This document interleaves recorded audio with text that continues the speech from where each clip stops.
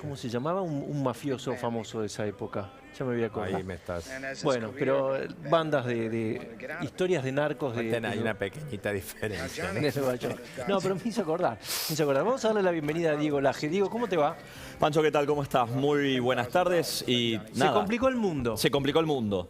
Se complicó el mundo porque comenzaron las hostilidades de forma mucho más marcada entre Ucrania y Rusia. Te cuento que, y me están informando esto en este momento desde Kiev, hubo en las últimas 24 horas 34 violaciones por parte de las Fuerzas Armadas rusas al alto el fuego decretado en el este de Ucrania. A esto se suma el bombardeo de un jardín de infantes que milagrosamente no produjo víctimas. Lograron evacuar a los chicos segundos antes de que caigan las primeras bombas. Sin embargo, el avance y la dirección de las hostilidades en este momento están centradas alrededor del aeropuerto de Donetsk. Y te recuerdo un par de detalles, Pancho. Donetsk era aquella ciudad que terminó siendo un enclave sitiado en aquella época, en 2014, que es el centro y el foco de las hostilidades entre estos rebeldes prorrusos que viven del lado ucraniano de la frontera, Rusia, que obviamente apoya a estos rebeldes prorrusos y que además, recordemos, el Parlamento ruso, la Duma, les reconoce desde hace pocas horas, pocos días, su derecho de autodeterminación en violación de tratados ya firmados por Rusia y Ucrania. Y por otro lado, por supuesto, las Fuerzas Armadas regulares ucranianas que tratan de hacer presencia en la zona con dos enemigos que los atacan. ¿Por qué es que esto, lejos de resolverse, que se suponía que se iba a ir aplacando, ¿no? Uno hablaba o escuchaba a Putin, a los voceros de Rusia y decían, bueno, no, está muy claro lo que estamos planteando, es un conflicto, una tensión diplomática. ¿Por qué escala a este nivel? Y hoy, justamente. ¿Sabes qué, Pancho? Te voy a proponer un análisis, cambiar un poquito el análisis. Sí. Rusia no tiene un estado de guerra binario. Ajá. No está en guerra o en paz. Rusia tiene muchísimos tonos de grises, donde está un ciberataque, un bombardeo táctico que no pasa a mayores, por ejemplo, uso como arma de guerra de refugiados de Medio Oriente, como hizo hace pocas semanas en la frontera entre Bielorrusia y Polonia. O sea, tiene una cantidad de recursos y de tonos de gris para entrar en combate que muchas veces nuestras herramientas analíticas normales que hemos aprendido en la universidad cuando estudiamos estos temas no nos alcanzan. ¿Qué quiero decir con esto?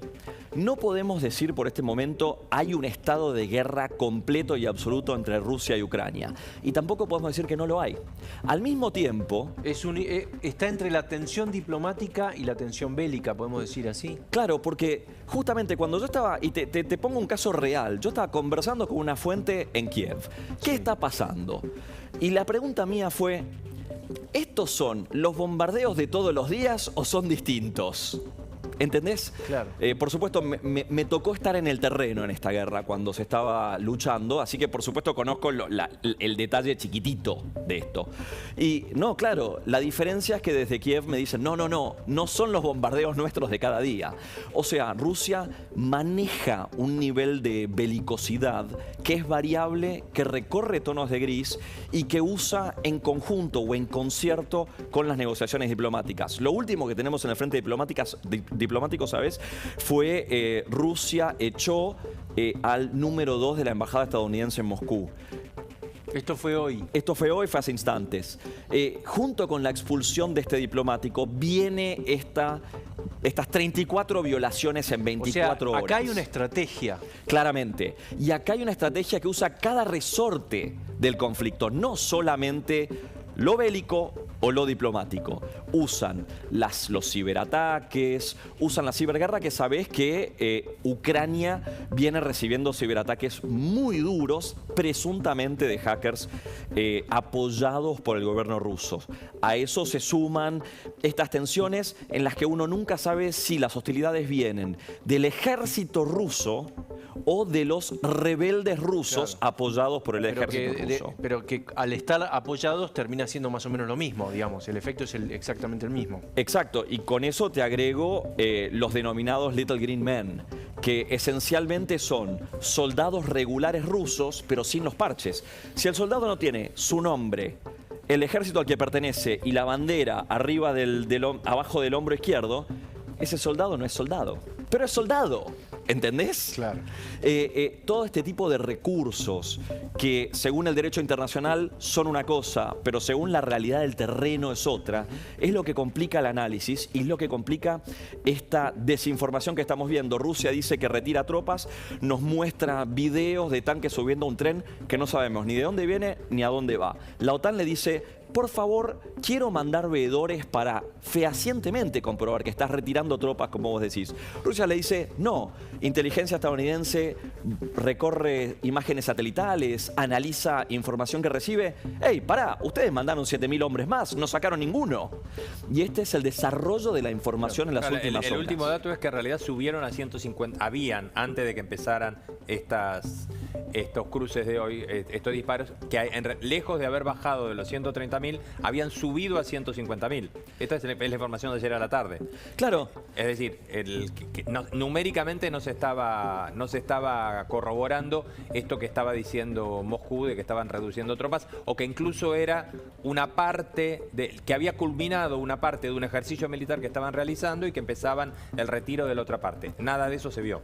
Exacto. Y ahí agregás toda esta suerte de desinformación o desinformacia, para usar el término correcto, que es el otro capítulo de la guerra de la información y la guerra en redes sociales. En otro momento te voy a contar que en la guerra de 2014, buena parte de cómo apuntaban los cañones era usando redes sociales. ¿Y cómo sería eso? A ver, ahora, ¿cómo se detecta? Te cuento el error que cometían los soldados ucranianos. Tienen un teléfono, los soldados son tipos de 19, 20 años, ¿qué hacen? Selfie. Estoy en este momento de guardia en tal posición. Las fotos vienen geolocalizadas, dan las coordenadas de donde las sacaste. Si vos sabés que ese soldado pertenece al 115 de infantería, vos sabés que el 115 de infantería de ejército ucraniano está en tales coordenadas. Qué increíble. Apunten los cañones para ahí. Que se les pase este detalle, ¿no? Sí, tremendo. ¿No? Es tremendo y es algo que muchos ejércitos, incluyendo el argentino, no tienen al día completamente. Interesante, ¿no? Porque además Putin fue formado en la KGB, digamos, se supone que de esto sabe. Todo tiende a pensar entonces que esto va a crecer, no se va a solucionar, Diego. Depende de los intereses y el plan de juego del Kremlin, que no lo podemos saber. Hay una información que estaba llegando ahora, creo, justo de Estados Unidos, que por ahí Diego tiene un poco más de precisión con esto, donde habría una oferta de último momento de Antony Blinken a Sergei Lavrov, al canciller ruso, para una reunión, para tratar de, en el medio de los tiros, un último intento de parar esta cuestión. Ahora, la marcha de esto yo no la tengo. Yo tengo el ofrecimiento, pero no tengo ni cómo se recibió ni cómo marcha esto. Por el momento no hay respuesta oficial, al menos de Cancillería en Moscú, de Cancillería rusa. Eso es lo que tenemos hasta el momento. Lo concreto, si tuviera que darte una línea de análisis, es: le conviene, el reloj le juega a favor a Moscú. Entonces, le conviene seguir conversando y seguir cambiando las realidades en el terreno. Porque una vez que vos, como Moscú, ocupaste o cambiaste una realidad en tu favor, que te vayan a cambiar de lugar, que te muevan. ¿Quién te va a mover? ¿Qué herramientas tiene la OTAN para persuadir o para, de alguna manera, presionar a Putin? En este momento, la herramienta más fuerte de la OTAN, que la están jugando y aparentemente con cierto grado de eficiencia, y ahora te voy a contar por qué, es el seguir pertrechando a las Fuerzas Armadas ucranianas con armas de carácter defensivo, pero que sobre todo le suban enormemente el costo de una intervención a Rusia. Justamente Rusia tiene dos enormes ventajas: fuerza aérea y caballería, tanques. Entonces, ¿qué están recibiendo minuto a minuto? Y esto es casi un puente aéreo y son toneladas y toneladas que están llegando a Kiev. Misiles antiaéreos de hombro y misiles antitanques de hombro. Unos vienen de Estados Unidos, los antiaéreos, los británicos están proveyendo los antitanques. Y ahí ves como lo que buscan es al menos subirle el conflicto de un ingreso. Pero si uno mira las tablas de armamentos entre ambos países, la diferencia, claro, está muy fuerte a favor de Rusia, particularmente en la Fuerza Aérea. La Fuerza Aérea ucraniana no supera los 70 aviones de combate en este momento. La Fuerza Aérea rusa tiene un total de 2.600, para que te des una idea de lo que son las diferencias, particularmente en ese capítulo. Volvemos al ministerio, ahí donde en un ratito va a comenzar la reunión, nomás por el transporte. Está Diego Lenguen ahí, en el microcentro, dale. Así es, Pancho, porque faltan minutos nada más para que comience esta reunión. Todavía no hemos visto ingresar ni a Jorge Macri ni a la ministra de Transporte porteño.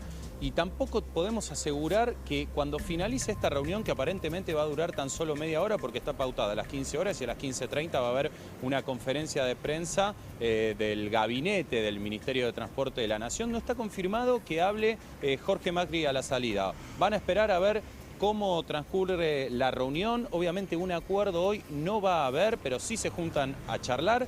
Y después veremos si finalmente habla Jorge Macri o no. Lo que sí sabemos es que va a haber una conferencia de prensa donde va a hablar el gabinete para explicar cuál es la situación del transporte.